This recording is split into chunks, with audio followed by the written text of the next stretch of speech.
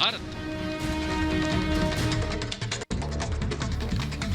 जी हां, पूछता है भारत, क्योंकि जब इस तरह की टिप्पणियां की जाएंगी तो भारत जानना चाहेगा कि क्यों जो पार्टी खुद आज दो फाड़ हो रही है इस तरह की टिप्पणियां करे। मेरे साथ पूरा पैनल है, लेकिन पहले मैं जा रहा हूं वरिष्ठ आरएसएस नेता इंद्रेश कुमार जी के पास। इंद्रेश कुमार जी, मैं आपसे जानना चाहता हूं, सबसे पहले बहुत बहुत धन्यवाद आपका रिपब्लिक मीडिया नेटवर्क और पूछता है भारत में आने के लिए। इंद्रेश जी,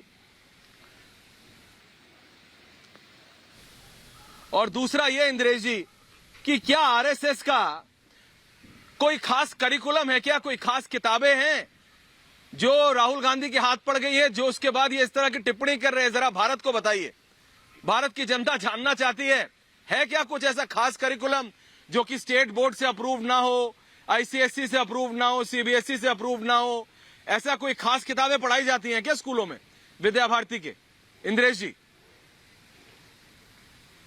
राष्ट्रीय स्वयंसेवक संघ अपने जन्म से आज तक जी, राष्ट्रीय स्वयंसेवक संघ अपने जन्म से लेकर आज तक देश प्रेम, समाज सेवा, मानवीय जीवन मूल्य, अनुशासन के लिए जाना और माना जाता है। चाहे अंग्रेज ने प्रतिबंध लगाने की कोशिश की, चाहे कांग्रेस सरकारों ने, उन्होंने चले थे कुचलने, धीरे धीरे करके स्वयं ही राजनीतिक सिनेरियो से और हटते चले जा रहे हैं। इसलिए संघ जो भी करता है वह संवैधानिक करता है, कानून के अंतर्गत करता है। कभी भी देश का और समाज के किसी कानून और संविधान को तोड़कर संघ ने कभी बात नहीं की है। कांग्रेस ने संविधान के अंदर 370 और 35 से लाकर पूज्य बाबा साहब का भी अपमान किया, संविधान सभा का भी अपमान किया, और संघ ने वह जो कांग्रेस ने टू नेशन थ्योरी विभाजन के बाद फिर लागू कर दी थी। पहले कांग्रेस ने भारत के विभाजन की टू नेशन थ्योरी एक्सेप्ट करके भारत का विभाजन करवाया, फिर जो भी विभाजन में भारत आया उसमें फिर उसने टू नेशन थ्योरी 370-35 में लाकर संविधान की धज्जियां उड़ाई, और आज संघ से निकले हुए लोगों ने फिर से one nation, one people, one constitution, one citizenship, one flag, one nationality को स्थापित करके देश की एकता और अखंडता की रक्षा करने का एक श्रेष्ठ कार्य किया है। कांग्रेस के कुछ नेता, जिसमें अग्रणी राहुल है, ज्ञानवर्धन कीजिए ना प्लीज, आप तो वरिष्ठ हैं। जब कुछ नहीं मिलता तो वो केवल, इसलिए उनका काम है केवल ज्ञानवर्धन कीजिए। इंद्रेश जी, राहुल गांधी कहते हैं कि आरएसएस के कुछ खास स्कूल है। इंद्रेश जी, मेरे को जितना मालूम है कि विद्या भारती के चलते जो सरस्वती बाल मंदिर और सरस्वती शिशु मंदिर हैं, ये सब गवर्नमेंट अप्रूव्ड होते हैं, यहाँ तो जिले से या तो स्टेट बोर्ड से या फिर नेशनल बोर्ड से, जो कि सीबीएसई आईसीएसई है।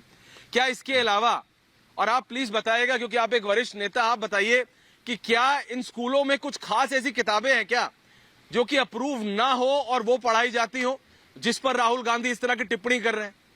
क्योंकि समझ से परे है ये चीज। हर चीज तो सरकार के अप्रूव्ड हो, चाहे वो किसी का भी स्कूल हो, सरकार के बिना तो चल नहीं सकता, स्टेट बोर्ड के अप्रूव्ड तो चलने के बिना तो चल नहीं सकता। जी,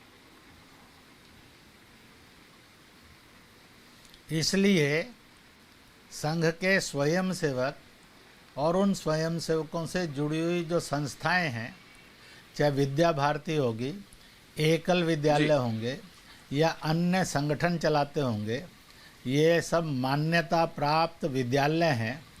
जो भी सरकार से मान्यता प्राप्त पाठ्यक्रम है उन्हीं को चलाते, पढ़ाते और सिखाते हैं। अगर कोई कहता है ये शस्त्रों की ट्रेनिंग देते हैं, तो इससे बड़ा झूठ नहीं है, इससे बड़ी बेईमानी और अपराध नहीं है। ऐसे लोगों के ऊपर स्वयं कोर्ट ने और शो कॉज नोटिस करके देश को गुमराह करने के आरोप में और इनको सज़ा देनी चाहिए, यह मैं कोर्ट से आपके माध्यम से अपील करूंगा। अगर राहुल को वैसे तो लगता है कि उसको गांधी कहना महात्मा गांधी का सबसे बड़ा अपमान है, परंतु इसी के साथ साथ एक बात और भी बहुत साफ है, इसलिए खुले स्कूल हैं, खुले वातावरण में स्कूल हैं, छुपकर कुछ नहीं है, और उसके द्वारा ये टिप्पणी किया जाना इस बात का प्रमाण है कि ही always act pro Pakistan and pro China, he always act anti Hindustan, वो एक्ट करते हैं, ये उनका रवैया हो गया है। इसलिए कांग्रेस बिखरती और टूटती जा रही है। उनको लगता है कि अब समाज को भी बांटना लड़वाना चाहिए, उनको समाज एकजुट होना दिखता नहीं है। संघ देश को जोड़ता है, समाज के अंदर के सब भेदों को ख़त्म करके उनमें एकात्मता और समरसता लाता है। कांग्रेस समाज को बांटती है, लड़वाती है और देश को तोड़ने के घिनौने काम से भी और परहेज नहीं करती है, उसको कर डालती है। इसलिए संघ में जो कुछ है। इंद्रेश कुमार जी, एक और सवाल मैं आपसे इसलिए पूछ रहा हूं सर, क्योंकि राहुल गांधी जो कि एक बार फिर कांग्रेस पार्टी के अध्यक्ष बनने जा रहे हैं, ऐसी खबरें हैं सूत्रों के हवाले से, जब वो ये कहते हैं कि आरएसएस के द्वारा चलाए जा रहे स्कूल, आरएसएस के द्वारा चलाए जा रहे स्कूलों की तुलना पाकिस्तान के मदरसों से है, जहां पर जिस तरह से वायलेंस सिखाया जाता है, आपको पता है जिहाद की पढ़ाई होती है पाकिस्तान में, बच्चों का बचपन बर्बाद कर दिया जाता है, उसकी तुलना कर रहे हैं वो भारत के स्कूलों से। एक बात तो आपने पहले साफ कर दी जो मैं दोहराना चाहता हूं इंद्रेश जी, कि कोई भी स्कूल ऐसा नहीं है, किसी भी संस्था, चाहे वो ऐसा विद्या भारती हो या फिर वो जो एकल विद्यालय हो, इस समय के अंदर जी बताएं। ऐसा है कि इस समय राहुल एक सवाल का जवाब दें, हिंदुस्तानी मदरसों के बारे में उनकी क्या राय है। पाकिस्तानी मदरसों के बारे में तो बता दिया कि वह कट्टरपंथता और आतंक की पढ़ाई सिखाते हैं। फिर पाकिस्तान प्रो पाकिस्तान राहुल होना, इसका मतलब है कि राहुल और आतंकवाद की पढ़ाई को और कट्टरता की पढ़ाई को स्वीकार करते हैं, इसलिए एंटी भारत बोलते हैं, प्रो पाक बोलते हैं।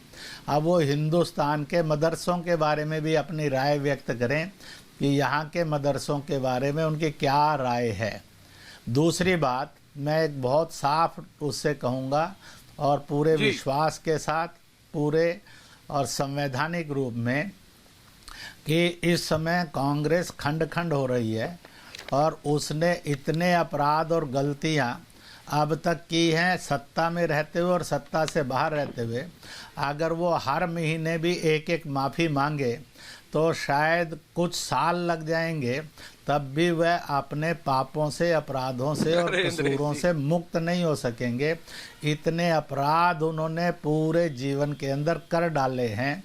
उन्होंने देश की एकता अखंडता के साथ धोखा किया, जो देश बना उसके साथ धोखा किया जी। और उन्होंने कितना पाकिस्तान के कब्जे में जाना दिया, कितना चीन के कब्जे में जाना दिया, कितने राम भक्त शांति प्रियों पर गोलियां चलाई, कितने गो भक्तों पर गोलियां चलाई।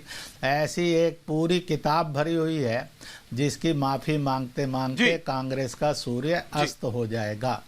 इसलिए कांग्रेस स्वयं कटघरे में खड़ी है, वह नेता को भी समझाए और नेता स्वयं कांग्रेस संभालने पर लगें। संघ देशभक्त था, समाज सेवी था और अनुशासन प्रिय था, संवैधानिक वो चला है और वो सदा चलता रहेगा। इससे दुनिया की कोई ताकत रोक नहीं सकती। ये लाख कीचड़ उछालें, इस देश में कोई। तो ये थे आरएसएस के वरिष्ठ नेता इंद्रेश कुमार जी। बहुत बहुत धन्यवाद इंद्रेश कुमार जी आपका।